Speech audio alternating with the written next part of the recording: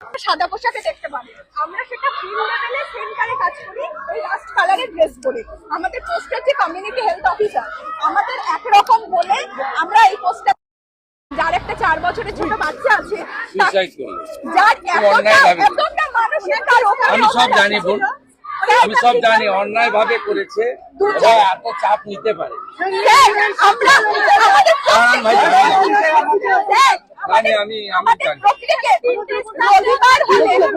এবং প্রথমে এফআইআরও নিচ্ছিল না, আমার অনেক সহকর্মী আপনাদের সহযোগিতা করে তার বাড়ির লোককে দিয়ে এফআইআর করে। স্যার, এটা শুধু সুস্মিতার সমস্যা নয়, মানে একের পর এক আমাদের উপরে মেন্টাল।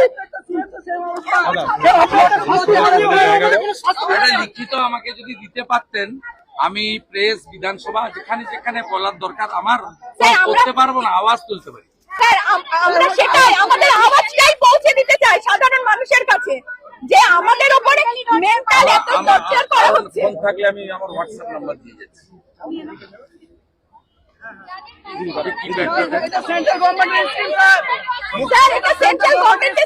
আপনি আমাকে লিখিত দেন, আপনি নাট্যকে লিখে দেন, কেন্দ্রীয় স্বাস্থ্যমন্ত্রীকে আমি পৌঁছে দেবো।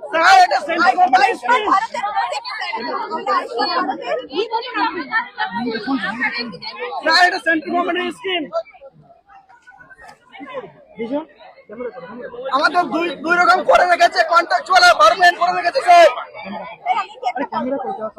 এটা তো হোয়াটসঅ্যাপে আপনাদের বিষয়গুলো পাঠান, আমাকে একটা বিরোধী দলনেতাকে আর একটা কেন্দ্রীয় স্বাস্থ্যমন্ত্রী জেপি নাড্ডাকে আমি পৌঁছে দেবো, এবং আপনারা দেখতে পাবেন। আমি আপনাদের জন্য প্রেসেও বলছি, সোশ্যাল মিডিয়াতেও দিচ্ছি, উইন্টার সেশন যখন বিধানসভা হবে শীতকালীন অধিবেশন, সেখানেও আমি আপনাদের বিষয়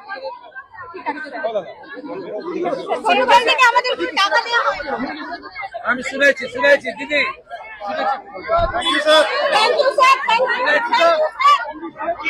আমি শুনেছি। ভাই শোন,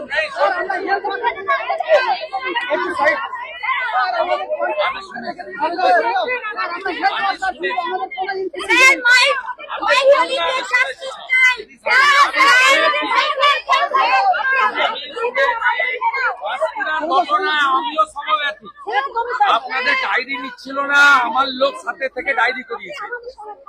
আমি কথা দিলাম, নাম্বার দিয়ে গেলাম। আমি বিরোধী দলনেতা মানে সবার, মুখ্যমন্ত্রী সবার হতে পারেননি, আমি সবার, কোনো রাজনীতি নেই। আমি আপনাকে বলছি, আমি এই বিষয়ে প্রতিবাদে আমি আপনাদের সঙ্গে থাকবো। আমি ওনাকে দিয়ে গেছি আমার হোয়াটসঅ্যাপ নাম্বার। আপনাদের আবেদন পৌঁছে দেন, আমি নাড্ডাজিকেও পৌঁছে। এরা মিট করেছে আপনার সঙ্গে?